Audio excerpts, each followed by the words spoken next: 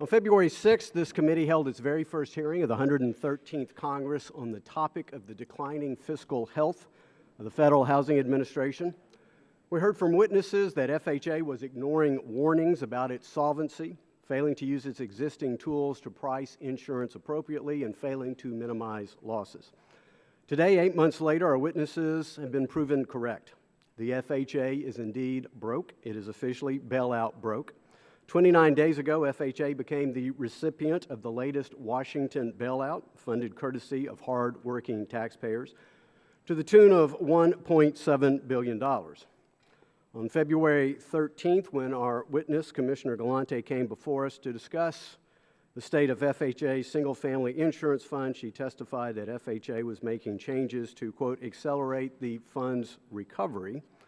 Regrettably, seemingly, FHA has only accelerated our national bankruptcy by accelerating the national debt clock, which can be seen on the monitors to both my left and my right. When Commissioner Galante last appeared before us, the national debt stood at $16.5 trillion. A mere 18 months later, the national debt now stands at a staggering $17.3 trillion and counting. Over $140,000 per American household on average. $1.7 billion of that is courtesy of the FHA bailout.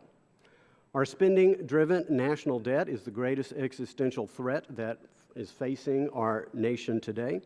The former chairman of the Joint Chiefs of Staff has said that the greatest threat to our national security is our national debt. The Democratic co-chairman of the President's Fiscal Commission, Erskine Bowles, has said this debt is like a cancer. Quote, it will destroy this country from within, unquote.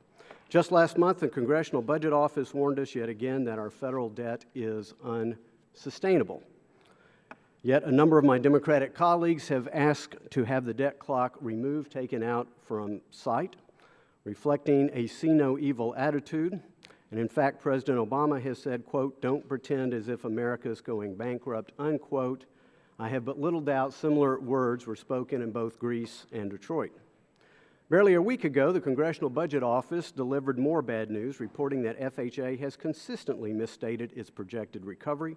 Specifically, the CBO has said mortgages insured by FHA over the past 2 decades have had a net cost of $15 billion, even though the initial estimates from FHA suggested $45 billion in profits. That is a remarkable $60 billion swing in the wrong direction, another rosy scenario dashed at an agency that regrettably has a history of such.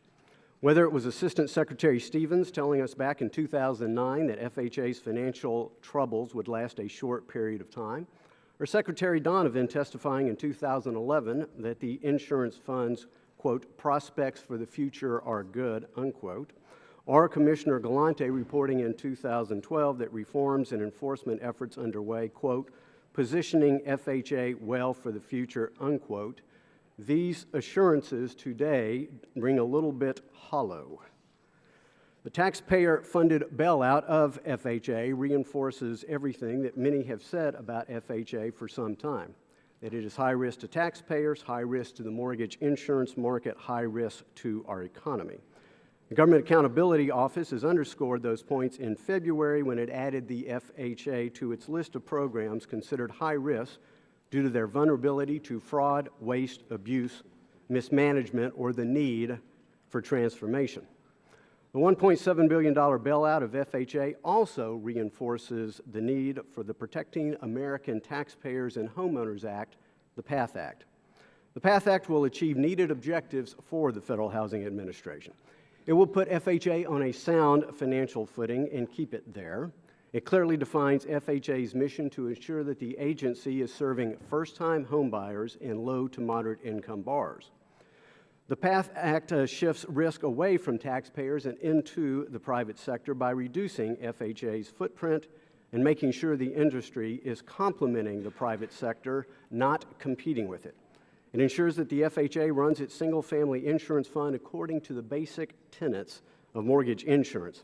Finally, the PATH Act mandates the insurance of the 30-year fixed mortgage and retains FHA's counter-cyclical role. The American people clearly want to end the destructive cycle of boom, bust, and bailout. that Washington policies have helped foster. They do not want an economy laid low by unsustainable levels of debt. Regrettably, the FHA as it operates today exacerbates both. The FHA has gone from backstopping the market to supplanting the market. The time for FHA reform is now. We can truly wait no longer.